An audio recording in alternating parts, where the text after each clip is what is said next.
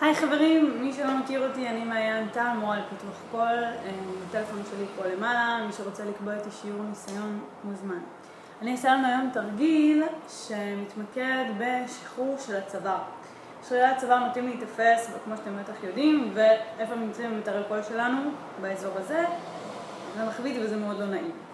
אז מה שאנחנו נעשה, אנחנו נזיז אוזן אחת לכיוון הכתף. פשוט ניתן לה מתיחה. לשחרר לנו את השרירים. אפשר קצת לנשום ולהוציא דרך הפה, ולאט לאט לאט לאט נחזיר חזרה לאמצע.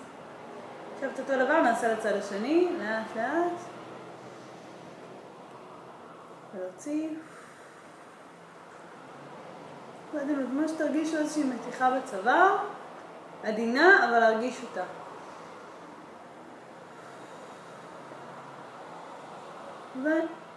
ולחזור לנקודת מוצא.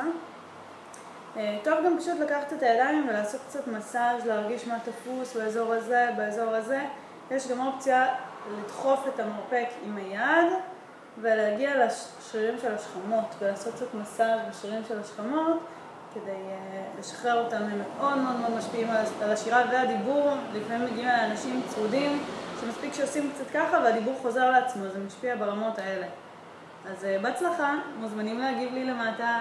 מי שרוצה לקבוע שיעור ניסיון, הטלפון שלי כאן, וזהו, נפגש בתרגילים הבאים. ביי ביי.